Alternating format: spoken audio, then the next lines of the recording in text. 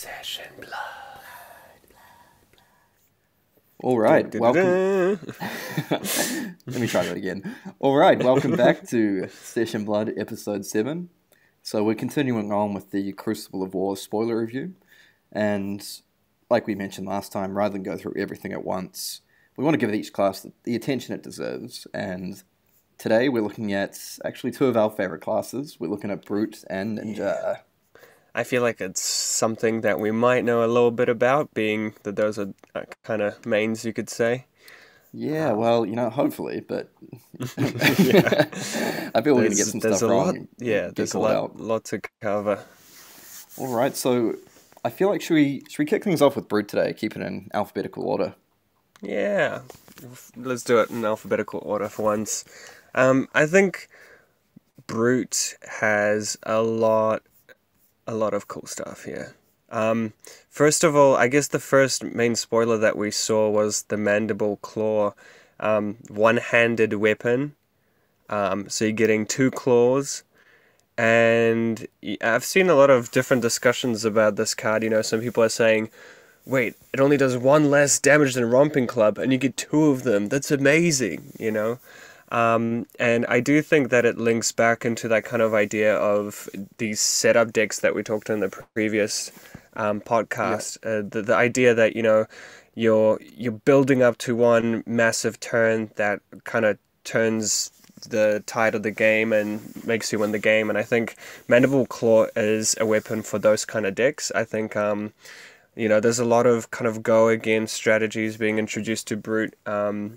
Which we'll cover later as well. Yeah, but some of those more sort of go wide strategies rather than the intimidate your whole hand kind of deal. Yeah, Mandible Claw, I think, as a one-off attack, if you're just attacking with it, it's not that worth it. It is one less damage than Romping Club, but in Brute, that damage does stack up.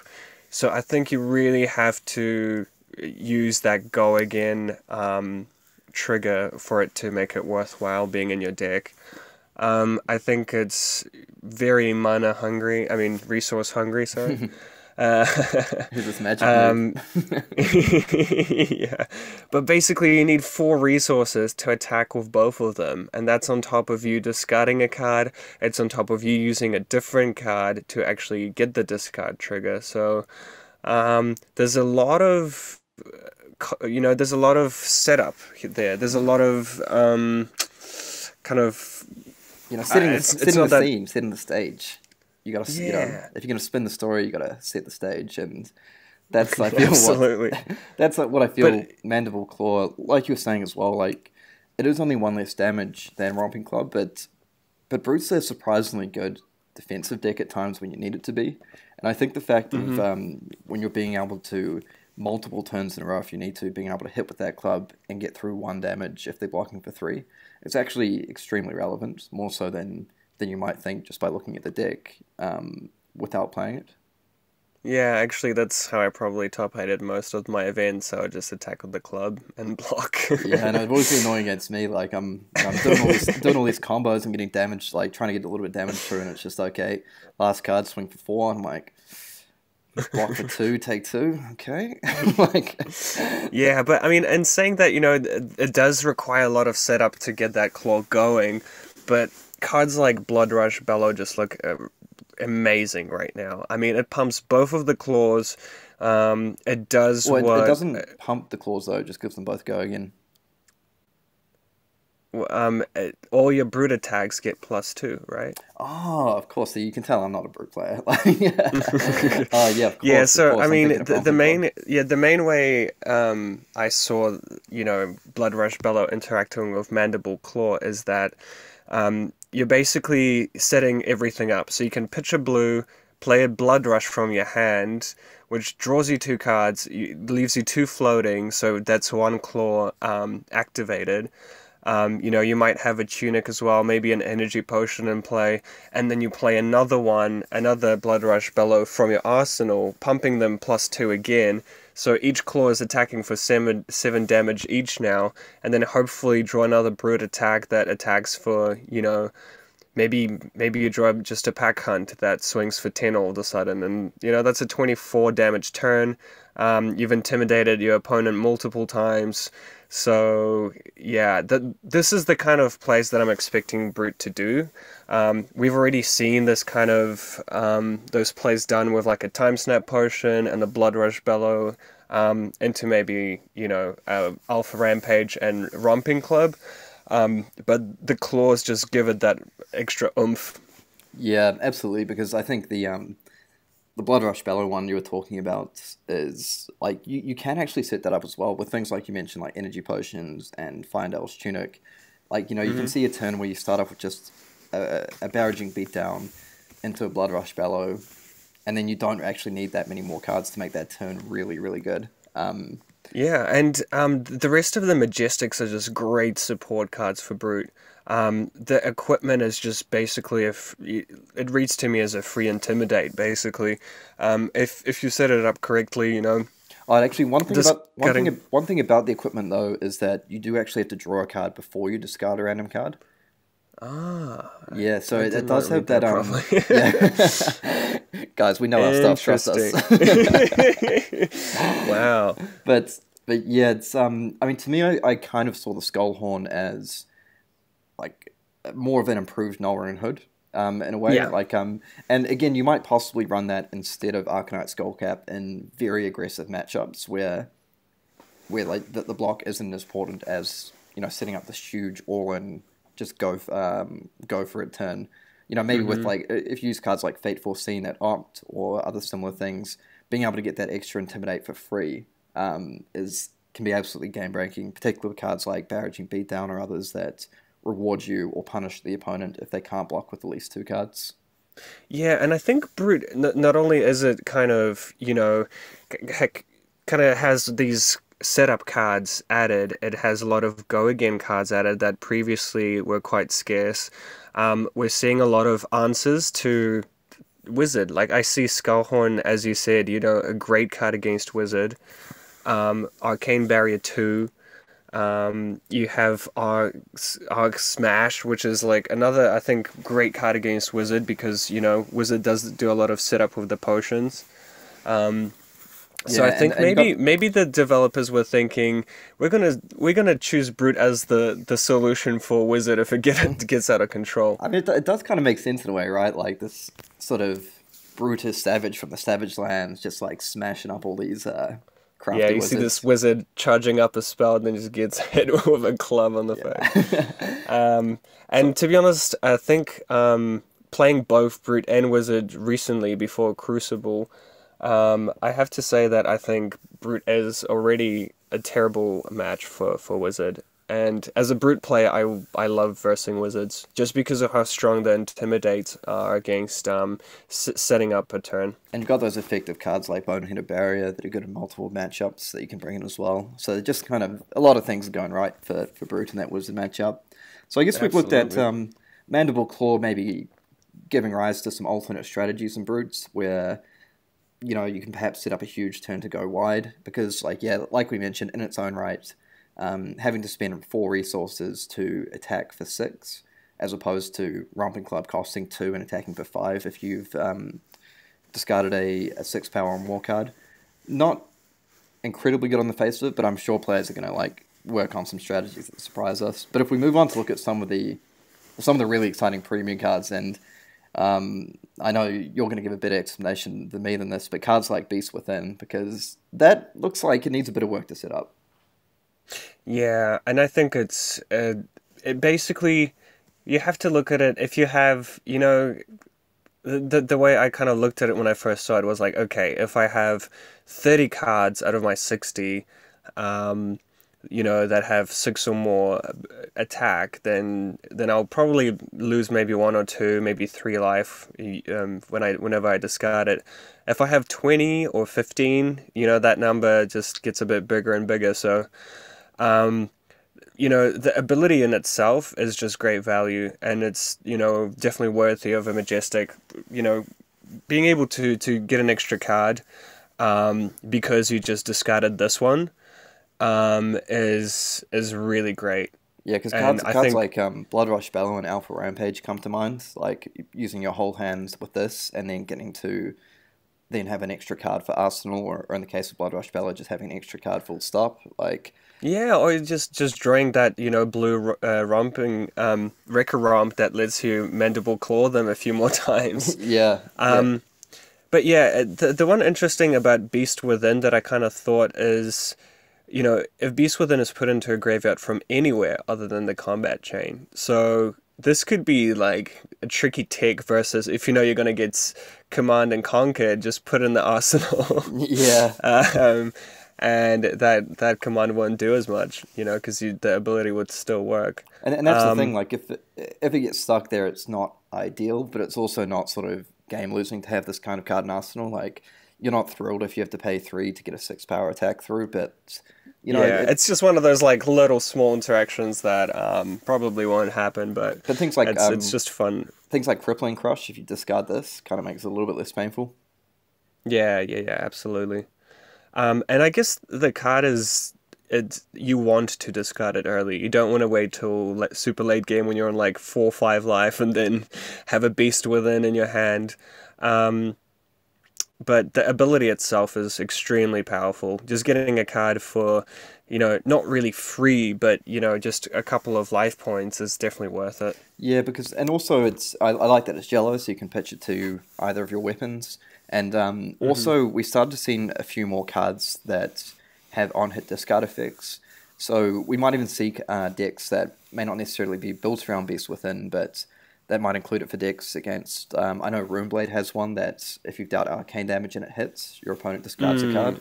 And Ranger as well with the poison and poison the tip. So, I mean, that really kind of softens the blow of that. If you just get rid of if you're ahead, you just discard this and pick up another card. Yeah, and I just love the brute flavor, just take a bit of damage, lose a bit of life just for those extra cards. Oh man, I'm hoping, I can't wait till I beat you in a game where you discard this and take like 7 life. It's gonna be the dream. Ooh, but that's what I love, the way that Legendary Story Studios have dealt with the Majestics, is that you don't have to run all of them, they're just kind of these optional situational cards that work in certain decks and not all of them. So it's not like you auto-include all the Majestics and all your, in all your lists kind of thing. Yeah, now, looking at the next card, I mean, this one, to me, was one of the more exciting brute cards that got spoiled, Massacre. Because that just seems just look at the art. It looks so cool. I mean, what's the brute even? It looks like he's ripping something apart, but anyway, like this card seems to have pretty brutal. This card seems to have everything you want in brute. So it has a bonus if you've already discarded a card. So again, that Blood Rush Bellow combo set up. It gains +2 and Intimidate, and then also if you discard it, it adds an extra Intimidate on, which is just seems really, really good when used in conjunction with Reinhardt's ability. It's absolutely very strong. I mean, it's just, you're going to get these brute lists that just run brute cards pretty much, and you're going to be stoked, Just off the bat, 3 cost, when you compare it to something like Alpha Rampage, Alpha Rampage makes you discard a card. This, you play it if you've already discarded, so you don't have to discard again, and it's an 8 attack and intimidates, so it just already screams value to me. Yeah, what are your thoughts? Because I know a few people have been thinking cards like Primeval Bellow, where you discard a random card to sort of pump up your next brute attack. I know you've had sort of some reservations about those strategies just because of the random nature of Primeval Bellow. Like if you discard the wrong card, suddenly you don't have the resources to round out your turn. Yeah, my biggest issue with Primeval Bellow has always been that it's a 0-cost card. So it's not like... the card would actually, in my opinion, be better if it cost 1. Just because you can pitch and you can have some resources left over. Whereas with Primeval Bellow, you have to have enough cards in your hand that, you either have 2 yellows or, I don't know... because basically you end up in these situations where you end up discarding the card you wanted to pitch, and sometimes you might, be short or something. Yeah, and Yeah, no, that's a good point. And cards like Massacre, I like it because it ties in with some of those cards like Wreck-It Romp that didn't really see a whole lot of play. Like, of course, you ran the blue one as an amazing resource card because it was 6 power and a blue, and sometimes a yellow. But with Massacre, I like the fact that you get a bit more of a payoff. But cards like Savage Feast as well, for example. Cards that, like this card, you can play it by itself, but also just as a utility discard, it seems really good. And I like the fact that it seems balanced because it's red. You know, if this card was yellow or blue, that would be a little bit too good. But Absolutely, and I mean, you know, you Alpha Rampage with this in your hand, and you have a triple Intimidate, which is insane. It just makes things like those barraging beatdown turns so much easier to set up. And I think it makes you play even safer against Brute, because they just have so many more ways to get off that critical turn now. It's not you have to line up sort of 3 barraging beatdowns and kind of cross your fingers that they don't have a defense reaction arsenal. Just, you know, barraging beatdown, Alpha Rampage discarding this, that's their whole hand gone, and Rampage is coming in for 13. Yeah, and there's a lot more emphasis on attack action cards. That I'm actually curious whether you know, with cards like Beast Within, I wonder if there's going to be more emphasis on just getting rid of those non-attack actions in Brute. Maybe I think we might even see, you know, barraging beatdowns. Maybe that's not going to make as much of a cut. I think it's still an include card, but you know, there's just so many 6 attacks that it could be worth just not running as many. Yeah, you could possibly run 6 maybe, maybe the reds and the blues, but look at cutting the yellows to make more space. Yeah, and going to my spoiler, Arc Smash. Now this is a cool one. The Chamber Destroyer. I love this card. It's just it just gives Brit another kind of one of those things that, you know, it just screams counter a wizard, counter dash. I mean, it doesn't really counter dash. I think there's been a lot of discussion as to whether this card, you know, makes Mechanologist unplayable. Of course it doesn't, because I think I wouldn't be surprised, to be honest, if this card was added to the set to deal with this more control style dash that's very centered around induction chambers. Yeah, like a late edition maybe, with sort of the slightly oppressive nature of some of those dash control decks. You know, not to say that it doesn't take skill or you don't need to put a lot of work in to play them, but it kind of feels a bit rough losing to them sometimes.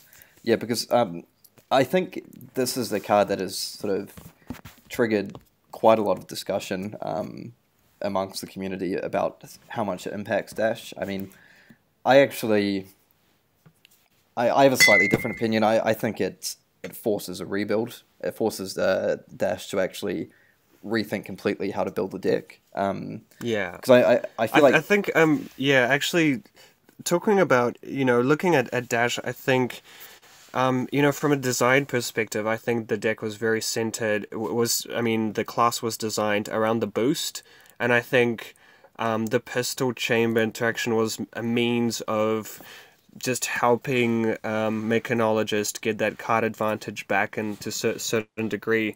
And I think maybe the designers felt that, you know, by kind of seeing players go, oh, I'm not going to boost, I'm just going to put some generics in my deck and just not boost and, you know, use the chamber as much as possible. Maybe they just thought that that's not the way they wanted the Mechanologist class to go. Yeah, because I mean, you know, the motto of dash has got to go fast. You know, got to go fast. Yeah, you gotta go fast. You can't just sit behind a chamber. Yeah, so because I think even the because I know I feel this one, you know, if you're taking, I feel you're taking a big risk if you're playing dash control in a new meta. If there's like sort of any decent number of brute players out there, like you know, percentage of the field wise, I feel this card just like. I don't see really. It can really put stop in your tracks. Yeah. I think and the thing about the card is you don't need 3 copies in your 80 to really impact that matchup. Dash control is a, you know, bit of a slow grindy matchup with Brute. So I think even having one or two copies of Arc Smash can just really give Brute an edge in that matchup. Yeah, and I actually disagree with some people who think it doesn't impact dash mid range. I feel like you mentioned, we're not really suggesting that this just kills off dash mid range as a viable deck or kills off dash as a class completely. Because that's absolutely not true, because those decks are able to function very well, without chambers sometimes, and they by tome high octane turns, shooting multiple times with the pistol without a chamber. But in saying that, I don't think you can sort of completely downplay the impact it does have. Even against the mid-range style deck, if you take out, if they start with a chamber in play and get an early spark out for either chamber or the new, I've forgotten the name of it, the new 2-cost mech item. I mean, if you kill 2 mech items with this, you're doing pretty well on Brute. Like, I feel that puts you very far ahead. I mean, you're 50-50 to destroy 2 or more items, and I think those are pretty good odds for the Brute player. Destroying 1 item, paying 3 cost to do so is still okay. I mean, a chamber costs 2, and this costs 3 to destroy a chamber, so technically you're kind of, in theory you're a little bit behind, but I would still be very happy doing that. Yeah, because and I know things like Gambler's Gloves are definitely going to see a bit more play because of cards like this. With a deck like Dash that doesn't have a whole lot of options in the arm slot, they're probably going to be running this. And I think if you're a Brute, you're going to be running it too. So, because I have seen, because the thing is as well is with if you play Arc Smash and say roll a 4, and the Dash player cracks their Gambler's Gloves, you are 30% chance to roll a 1 across both rolls. But the thing is, you're also 30% chance to roll a 6 and just like completely run away with the game. So. I think it's so it's if you re-roll. Oh yeah, sorry, that's based on re-roll odds rather than yeah. But anyway, we won't go too deep into the math. But suffice to say, I think I really love this card because I think it opens up the meta quite a lot to. I mean, Dash Control may have died out anyway, or may have been forced to fully rethink how they built it. But I think this just allows a whole lot of decks now that previously their strategy was kind of rendered non-viable because of Induction Chamber. I think this card just screams to me like, Dash, you better go fast. Yeah. You can see the developers kind of behind the Dash players giving them a bit of a prod, like, hurry up, come on. Pick it up. Yeah, definitely. The rest of the Brute commons and rares that have been spoiled, I think it's cool to see that kind of go again mechanic making its way to Brute. A lot of, I think, Brute players were kind of hoping for this more go again within Brute. So I mean, we see things like the Swing Fist, Think Later. I think on paper this card looks underpowered in the sense that, for 1 resource, attack for 4 go again. If you think of cards like Life for a Life or Scar, and you have to discard a card, it might seem a little bit underwhelming. But I think, as long as you make the most of this discard a card, because, if you hit, that's an Intimidate, it works really well with a Romping Club. You could do a turn where it's pitch a blue, Swing Fist for 4, just intimidating them once, and then Romping Club for 5, and that's 3 cards, 9 damage, and 1 Intimidate, which is pretty decent. And I mean, with all these setup cards like the Claws, and like we talked about with Blood Rush Bellow, this could get out of control. Yeah, because cards like that, that you first look at it and it seems like it costs a lot for what it does. But once you assess, it turns from an underwhelming Gust Wave into something pretty good. No, nice. I know there was a couple more Brute cards in particular that you were keen to look at. Yeah, so one of my favorite, it got spoiled on one of the YouTube crack box things. It's called Barraging Bighorn, and I love this card. It's 2 resources, 7 attack, so it's comparable to Wreck-A-Romp that attacks for 8.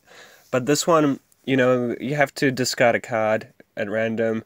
But if it's blocked, if it's defended by less than 2 non-equipment cards, it gets go again. So it's kind of like in my opinion, the Barraging Brawnhide, but on steroids.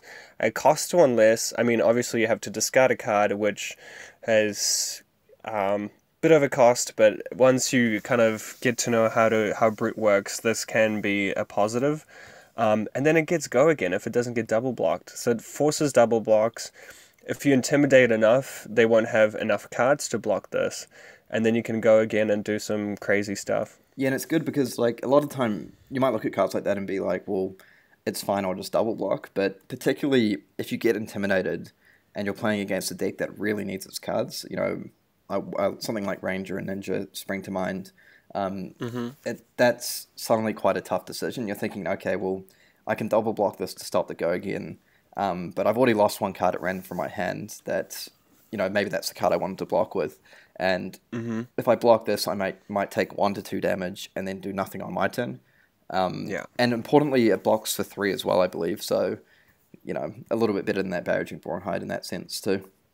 Yeah, absolutely. And you know, you could do some tricks on your opponent. You could swing with it, holding a card up, you know, threatening that swing with a Mandible Claw or maybe the Romping Club. But then, you know, they end up double blocking, and then you pummel it, and you're just like, well, there goes your last card. So yeah, because I really like those ones where you can pitch a blue, leave up your Tunic resource, and still just be threatening that pummel at all times. Just like forcing a whole lot more decisions. You know, sort of concept. It's a classic sort of command and conquer with 1 resource and Tunic up. Like, you know, you're trying to hedge your bets, but it can be pretty brutal. Yeah, and the other 2 comments that got spoiled, the Predatory Assault and Riled Up, I think those are just kind of like finishes in that chain. Both of them have an effect, you know, if you've already discarded a card with 6 or more, they get a bit of a bonus. So the Predatory Assault has Dominate, so I'm expecting the red one to be attacking for 6. So it could be a great way to kind of finish off a game. You know, you swung a few times, you intimidated a few cards out of their hand already, and then you do Predatory Assault and just do that extra bit of damage. Riled Up is just great in terms of value if you hit. It costs 3. I'm assuming the red one was going to attack for 7. So it's basically like a Raging Onslaught that can get an extra point of damage there. You know, anything's great if you have like a card that costs 3 and attacks for 8. Like, that's just value. Yeah, absolutely. But yeah, I guess that's enough about Brute. Let's have a look at Ninja. Yeah, let's get through to an actual good class, you know? Let's get that Brute out of here. Get out of here. I only say that so after... the worst new weapon of the Nacho. I actually really like Zephyr Needle. I think it's... I mean, we got to start off when you first read it, you're like, oh, what? But I think it threatens a lot of things. When I first read it, I was like, oh, wow. Yeah, because... This gets destroyed. My first impression... This is a first for a weapon. Yeah, my first impression reading it, I saw it pop up and I'm like, okay, unconditional go again, hits for 2.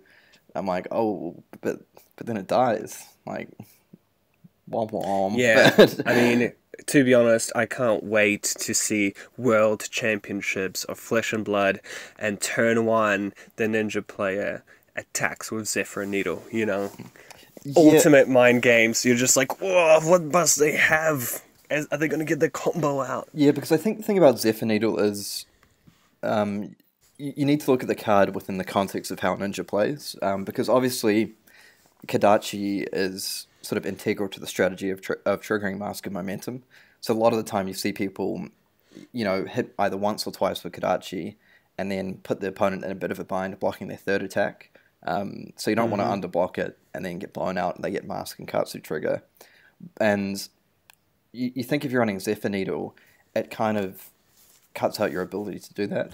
But one thing about Ninja is that I mean, next time you play a Ninja game, just sort of count how many times you use Kodachi twice in a turn.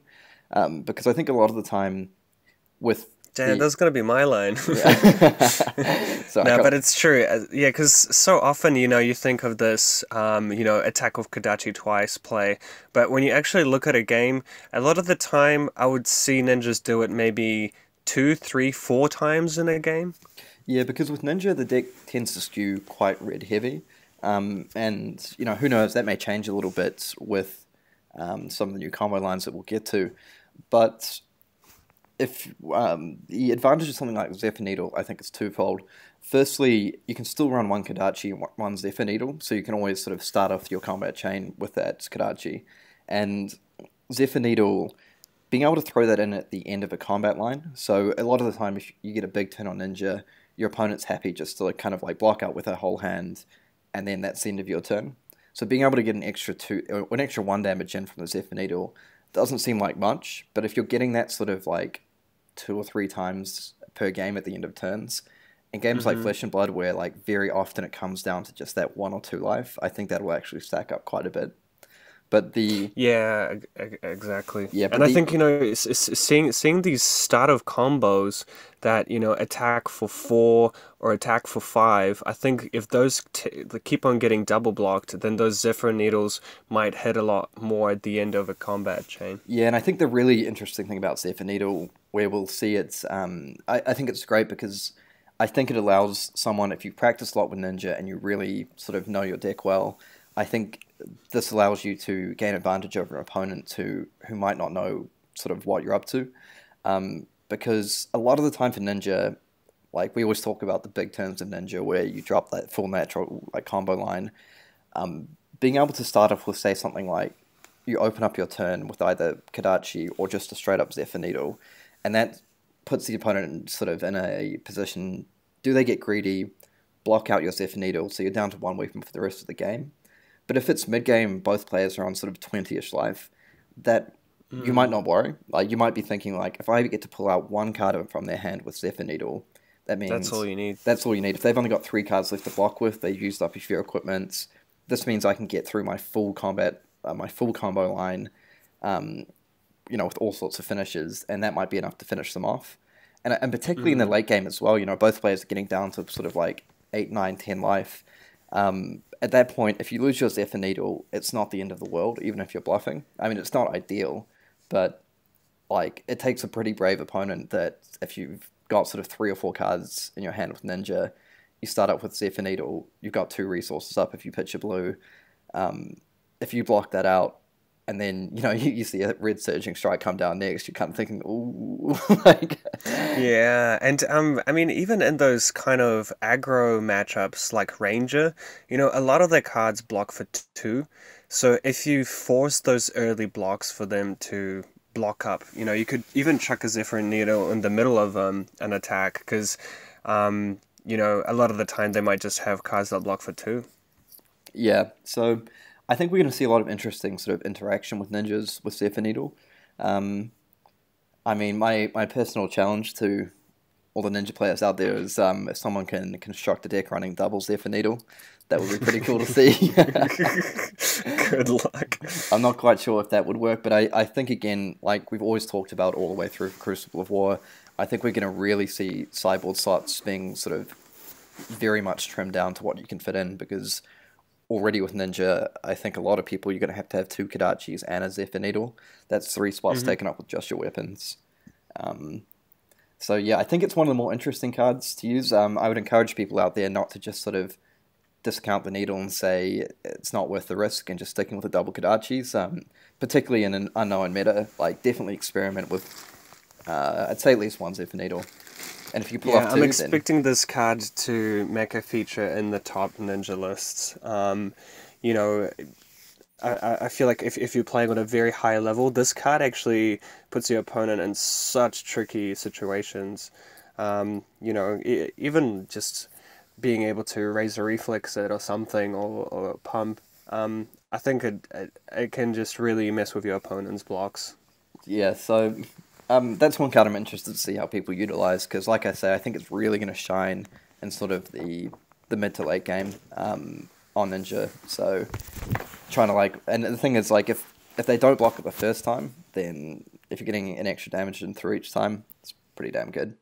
Yeah, so moving on to have a look at the new Ninja Majestic boots, the Breeze Rider boots.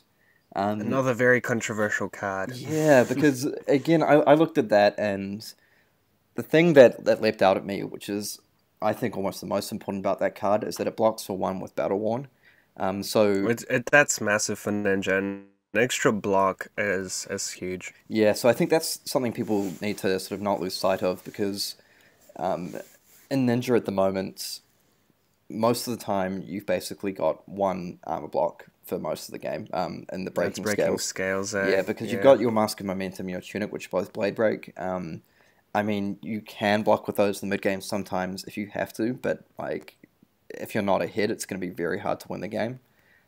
So having that extra just 1 Battle Worn, even if you don't get to use the ability, I think it's still pretty strong, because when you look at that item, I feel Snapdragon Scales is still going to get used against quite a lot of decks, and in a lot of Ninja builds. But for this one, I think in something like the Mirror, Ninja Mirror, or against Warrior decks, potentially even Ranger, having that extra 1 armor block is just critical.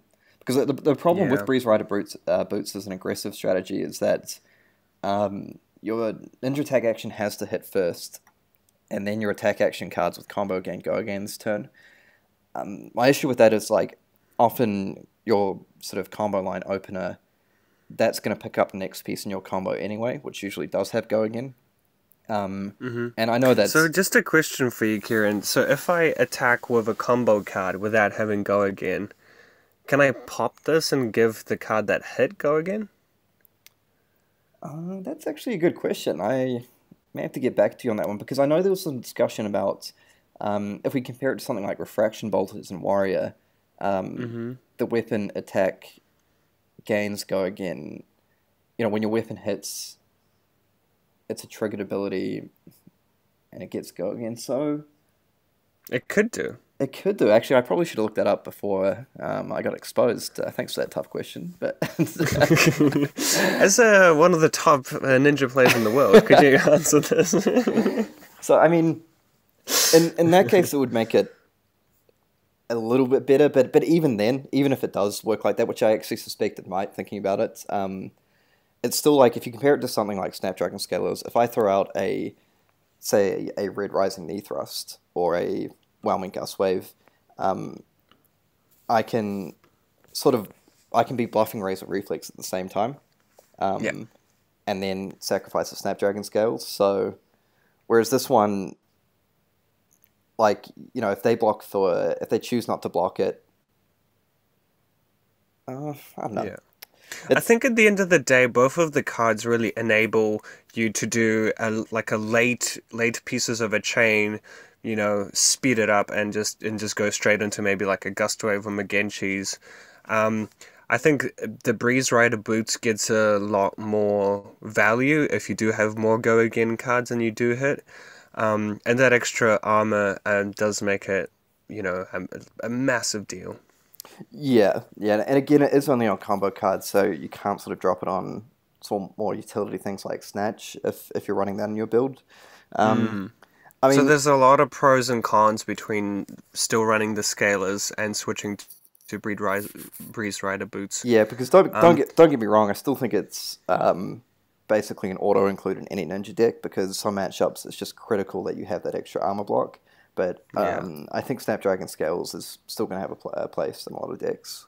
Definitely. But to be honest, I do think that, you know, each class, and even looking at Ninja, I think we're going to see a lot more Ninja class cards in that deck, you know. Whereas previously we've seen lists with quite a bit of generics here and there. I think there's definitely going to be lists that are very streamlined in each class. Yeah, because I think, whereas before you might see a lot of lists running, say, like a full set of Scars, Scar for a Scar, Life for a Life, Ravenous Rabble, I think there may be builds that sort of start to cut down on those a bit, and look to run sort of a very much more Ninja-focused build. Yeah, and what do you think of these? I mean, we've definitely covered Heron's Flight, but what do you think of these other combo finishes? Well, I mean, I might even just run it back and look at the start of the chain, because I think there's a really there's a really interesting mechanic brought in now where the combat chain openers. First of all, the fact they block for 3 is really cool on both Soul Beat Strike and Torrent and I was Tempo. just gonna say that, as a brute player, all my stuff blocks for 3.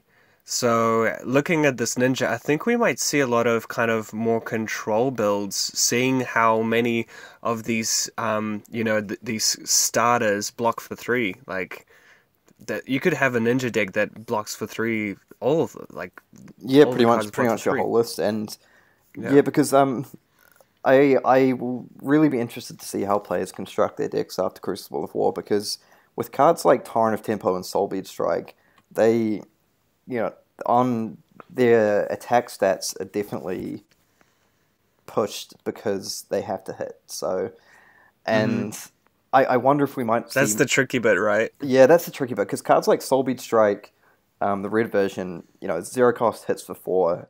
If it hits, it gains Go Again.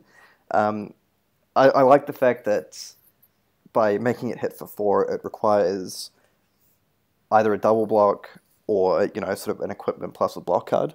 And I wonder if we might see, in cards like Torrent of Tempo, 1 cost hits for 4 or 5. I wonder if we might see sort of lunging press making a bit more of a comeback. I know a lot of players ran it, but I can see builds running things like, 3 Razor Reflex, 3 Ancestral Empowerment, 3 lunging press. That way, it kind of forces players to either overblock your first part of the chain, or sort of risk you getting like a very good free Go Again attack in a way. Or just start including with Snag Yeah. or their lists. Because I think the advantage of cards like Soul Bead Strike is that in the previous metagame, a lot of the time you could afford to, if you needed to, ignore the combat opener, because the combat opener, the main point of that was generally to fetch up the second part of the chain that was more powerful. Now we're seeing combat chains with on-hit effects all the way through.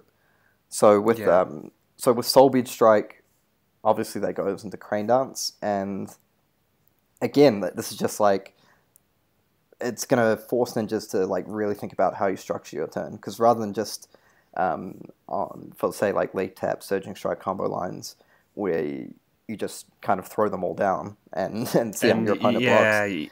It doesn't matter if it gets blocked or not. You can still just combo. Yeah, because if we look at cards like Crane Dance as well, so that reads that it hits for 3, or if Soul Bead Strike was the last attack, it gets +1 Go Again, and can't be defended by attack action cards with base power greater than the number of chain links you control. So when we were talking about the, perhaps looking at 1 Kodachi, 1 Zephyr Needle, it's cards like this that maybe interact with only wanting to hit once with Kodachi beforehand, or even not at all. Because if your Soul Bead Strike hits, and as the first attack on the chain link, and Crane Dance hits next, I mean, it's pretty tough to block a Crane Dance, right? Like, if it can't be defended by attack action cards with sort of 2 power or more, then that cuts out, like, pretty much all the attack actions. And, again, you can still block it with non-attack actions, but then that sets up things like Kieran's Slight better, and there's a lot of decks that run sort of the vast majority of their cards are attack actions. I think that it seems that the later stages of these combo lines are a lot more evasive, but it's just really putting all the eggs in one basket and getting through that very first one. Yeah, and that's what I'm not sure about, because I think, at the moment, there's just not that many attack reactions that can push these attacks through, because I know there's Razor Reflex, of course, Ancestral, Lunging Press, like we mentioned. But I do wonder if ninja decks are going to find themselves in a bit of a bind where, you've got your Soul Bead Strike in hand, but you don't have a pump spell. So you run out of Soul Bead Strike, they double block or drop like a Sync Blow on it, and then that's the end of your turn. Or maybe you start running time snaps to just... Yeah, or even Flock of the Featherwalkers with Quicken Tokens or Coax of Commotion, just to guarantee. But again, if you do that, then there's no incentive to block that first attack in a way. But I suppose, again, if there's no incentive to block, it'll let you fetch up the next piece in the combat chain. So there's all these kind of additional factors going in. And I do like the thing with, if we stick with the sort of Crane Dance combo line for now, the fact that you can go two different ways with it. So you can either go very aggressive with Heron Sleight, which we covered in a previous podcast, or you can go for Fine Center. Now, Fine Center, again, like you mentioned, it's got that evasion. It's similar to Lord of Wind in a way. Zero cost pitches, zero cost blue card defends 3.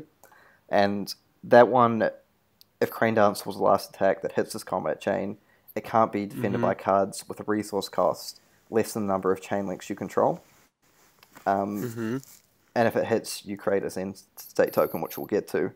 So, again, like, it's one of those things that I suppose that you very much need to get the first attack through, but if you do get the first attack through, you're kind of getting the payoff here. Yeah, and these, both Crane Dance and Find the Center just seem quite hard to block. To be honest with you, as I've already had a massive headache trying to block versus a ninja, and now this just complicates things so much. Yeah, because, Fine Center, if that hits and your other two pieces have hit, like most decks just can't block that at all. And then picking up the Zen State token, which lasts for 2 turns and prevents 1 damage from all sources effectively, is really good in the mirror. It completely shuts down Rune Chance against Runeblade. They've got 7 Rune Chance out. Zen State token's going to block all of them. So, yeah, it's exciting times in Ninja, but anyway. And I think that the whole Find Center is a great kind of sideboard card, right? You could potentially just side it in versus things like Runeblade or Mirror, just to kind of guarantee that the Zen token blocks up as much as possible. Yeah, absolutely. So if we... Actually, sorry, I kind of got a little bit caught up in the whole Soul Beat Strike thing, but if we move on and have a quick look at the Torrent of Tempo combat chain. Now, I do have a bit of an issue with the red Torrent of Tempo. My problem with that is that it hits for 5, so it does require a double block. But I think the problem with Torrent of Tempo is when you open with that, the only thing getting it through is either a double pump or a Razor Reflex. So if you... I think, if you attack with that, you almost have to have the Razor Reflex, because if they double block out the Torrent of Tempo, like, that's kind of the end of your turn. Finished.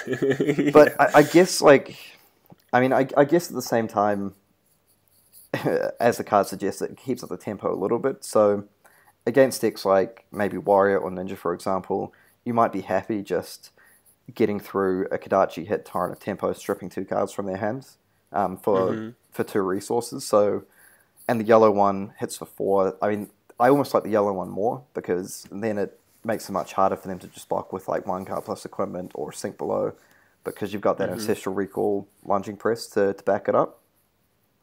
Yeah, and I think it's, both Soul Beat Strike and Torrent of Tempo, I think those could be, like, great starters to add quite late in a combat chain. If you get something like, I don't know, Ravenous Rabble, Scar, and cards that you don't really mind that if they don't hit, if they get double blocked. Because I guess both of them really, like, threaten, a potential just basically a snowball effect. But they do require like a double block at the very later stages in the chain. Yeah, and so if we look at sort of the follow up to the Torrent of Tempo, the Rushing River, that, like, if that gets through, that's sort of like a Whelming Gust Wave sort of level of power effect, because so it's a 0 cost, it's hitting for 4, and you get to draw X cards where X is the number of attacks that have hit this turn, and then put X cards from your hand on top of your deck. I really like effects like that, because if it hits, if this one hits, you're drawing at least 2 cards, because Torrent of Tempo is almost guaranteed to hit before, potentially 3 if Kodachi's hit as well. And that actually lets you fetch up, quite often you might be able to fetch up the last piece of the combat combo without having to discard Takatsu, which is cool. Or if you've already discarded Takatsu, to fetch up that one. And then I'm kind of interested to see how it interacts with Flutter Force. So I think Flood of Force for me is a big question mark because it just seems like one of these things that I guess Rushing River, that is, you really want that effect to make the most of Flood of Force, right? yeah, because Um, I feel it's a bit of a problem in that if Rushing River doesn't hit, it's not quite like the Surging Strike combat chain where like if you're surging and gust wave, if your surging gets through, your gust wave gets blocked. If you get your McGinchie's released through, it's still game breaking. Whereas in this one, if your Torrent of Tempo gets through, they block Rushing River, and you're playing a Flood of Force blind, and yeah. then it's even if Unless you set up unless it's super late in the game and you've basically set up your whole deck perfectly, and then you just go Flood of Force into Flood of Force. yeah, but I guess that ties into what you've mentioned so many times. It's like we could be looking at a metagame where it rewards players who sort of set up those mid to late game combos, even if it takes quite a bit of time. So Yeah.